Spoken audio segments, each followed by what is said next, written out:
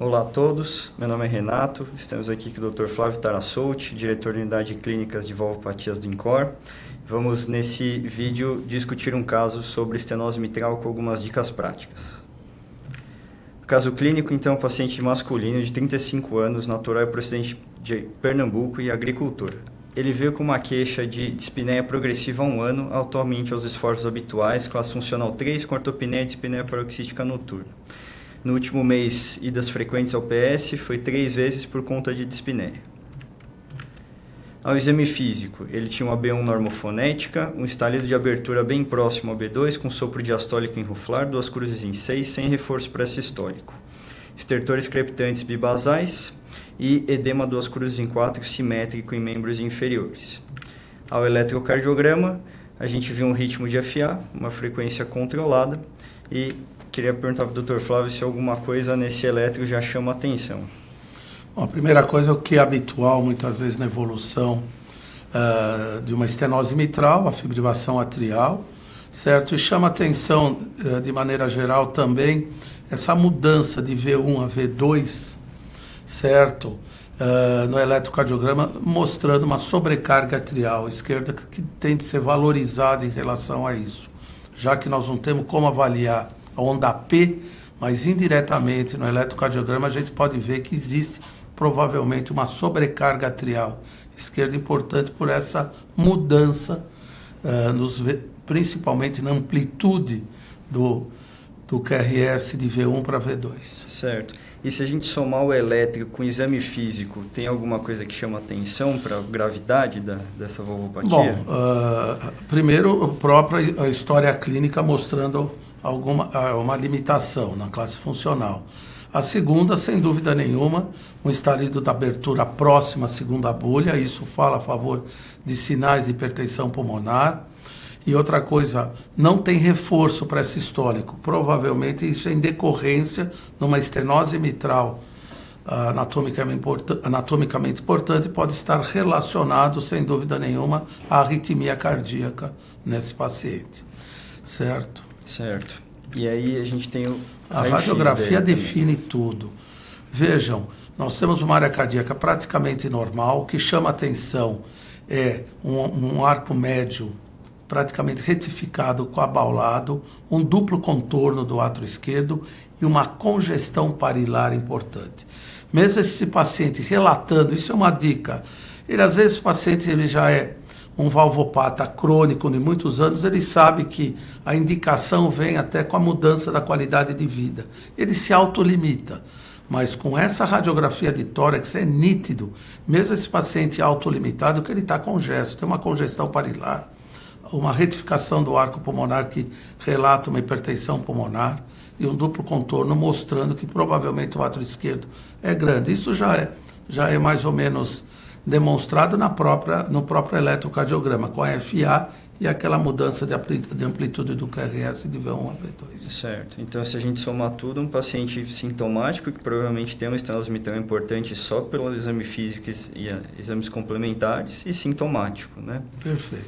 E aí, então, foi feito um ecocardiograma para a gente confirmar os achados. Foi um átrio esquerdo grande, de 72 milímetros, ventrículo esquerdo tamanho normal, fração de ejeção preservada, e aí quando a gente vê a válvula mitral, fusão comissural, uma restrição importante de mobilidade, com uma área valvar de 1 cm², um gradiente médio átrio esquerdo, ventrículo esquerdo, de 20 milímetros. Lembrando que acima de 10, que a gente considera importante, uma área valvar abaixo de 1,5.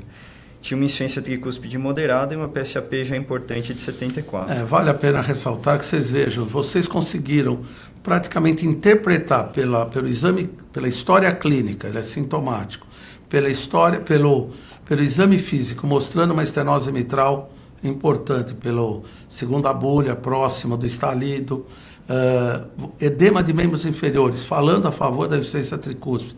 Eu não me lembro, estase jugular não era chamava atenção, mas com a presença de a ausculta não tinha um sopro de Ribeiro Cavalo notório, mas provavelmente com edema de membros inferiores é uma insuficiência cardíaca esquerda e direita. A radiografia de tórax, como a gente comentou, já mostrava essas alterações e o eco simplesmente carimbou a nossa interpretação da clínica, do eletro e da radiografia, com um átrio esquerdo de 72 milímetros, é maior que o diâmetro diastólico, que está preservado. Você vê, ele tem insuficiência cardíaca, mas função sistólica normal, ou seja, pela valvopatia. E a insuficiência tricúspide e uma pressão pulmonar altíssima, de 74 milímetros, decorrente da estenose mitral importante. Certo. Então, se a gente olhar o fluxograma da diretriz brasileira, a gente tem uma estenose mitral importante, confirmada, etiologia até pelo ecocardiograma que a gente vê a fusão comissural. Então, ela é reumática, paciente sintomático, classe funcional 3, então tem indicação de intervenção. Com essas informações, a gente já tem tudo necessário para definir o tratamento ou ainda falta alguma coisa? Bom, nós já percebemos que esse paciente tem indicação de intervenção na válvula mitral. Hoje nós temos para a válvula mitral duas indicações.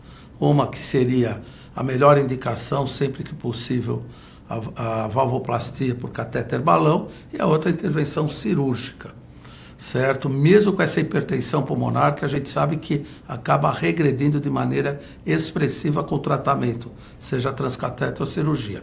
Mas para a gente definir para uma valvoplastia, nós temos que ter certeza que tecnicamente esse paciente vai sair bem, tanto quanto o procedimento cirúrgico, que é você fazer uma avaliação da válvula mitral, certo? Então ver o score é importante e é isso que acho que vale a pena, através de preferência com o eco esofágico. Avaliar se não tem trombo no átrio esquerdo, que esse paciente tem fibrilação atrial, para se fazer um procedimento transcatéter de menor invasividade. Certo. Então, o score que a gente precisa ver é o score de Wilkins, que a gente vê 4 parâmetros: a mobilidade, o acometimento subvalvar, espessura dos folhetos e a calcificação. E esse score de Wilkins dele deu 10 pontos. O score de Wilkins com melhor prognóstico nos pacientes é o score de 8. E chama atenção, um fator importante que poderia contraindicar algum procedimento, principalmente você pode ter até um score de Wilkins de 8, 9, que são valores de indicação para o tratamento transcatéter da válvula mitral, mas se o subvalvar é 3 ou 4, mesmo com score baixo perto desse valor, nós contraindicamos o procedimento transcatéter. Não tem, aparentemente acho que não tem trombo, né? Não tem trombo. Certo, mas com 10 pontos eu acho que o prognóstico transcatéter não seria adequado. Seria realmente a indicação para a cirurgia. O adequado seria o score, volto a falar, de 8 e avaliando às vezes até 9, dependendo da avaliação da calcificação, da mobilidade da válvula.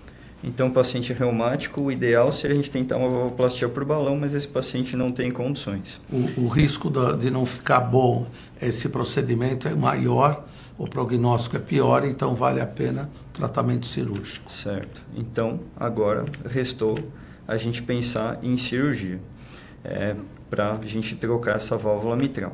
Até essa cirurgia, o que a gente consegue fazer para melhorar o sintoma dele? É fundamental. Nem toda vez nós temos a disponibilidade do procedimento de imediato. É uma estenose mitral, como a gente comentou, anatomicamente importante e não tem insuficiência importante, está em fibrilação atrial. É fundamental manter a frequência cardíaca adequada, preferência entre 60 e 70.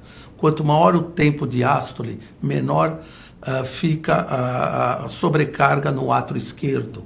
Ou seja, você flui melhor o sangue do átrio esquerdo para o ventrículo esquerdo, que é durante a diástole, então baixar a frequência cardíaca, que pode ser com beta-bloqueador, bloqueador de cálcio, ou de preferência tipo de tiazem, verapamil, ou se não até digital em alguns casos. É lógico, avaliação individual de cada caso. Então, baixar a frequência.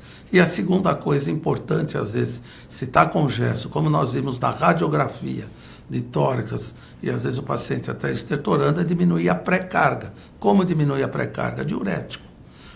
O diurético avaliando, cuidado para não exagerar, para não dar um baixo débito, mas isso daria condições de você diminuir o retorno venoso. Então, o tratamento para insuficiência cardíaca, enquanto aguarda o procedimento cirúrgico, no caso, é seria baixar a frequência, de preferência pode ser beta-bloqueador e diurético.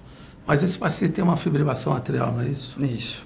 Uma preocupação. Então a pergunta é, paciente jovem, em geral eles todos já vêm sabendo sobre os novos anticoagulantes, e esse paciente pode usar os DOACs? Olha, se discute muito o DOAC em valvopatia, mas existem duas condições que por enquanto é certeza, e os trabalhos acabaram confirmando isso, certo? Que é a paciente com reumático, principalmente estenose mitral e prótese mecânica.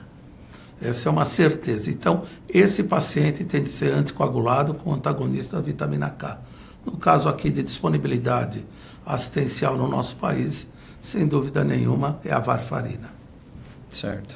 Então, a prescrição dele ambulatorialmente seria a varfarina, algum beta-bloqueador, bloqueador de canal de cálcio e diurético. Perfeito. Vasodilatador para ele ajudaria alguma coisa? Muito pouco. A função ventricular é normal, você pode até levar uma hipotensão arterial. E a insuficiência cardíaca dele não é por miocardiopatia, certo? É por essa obstrução ao nível do átrio esquerdo para trás, ou seja, levando essa hipertensão pulmonar. Então é melhor venodilatador ou diurético, mas principalmente diurético, para diminuir o retorno venoso e a pré-carga desse paciente. Mas tem que tratar, né? Tem de tratar, porque você tem de melhorar a qualidade de vida até ele ir para o tratamento cirúrgico. Sim. Então esse paciente foi realmente submetido à troca valvar mitral, não teve nenhuma intercorrência e vai sendo seguido no nosso ambulatório e até a gente ver novas evoluções. É isso. Então, a discussão acho que foi muito boa. Queria agradecer a presença do Dr. Flávio.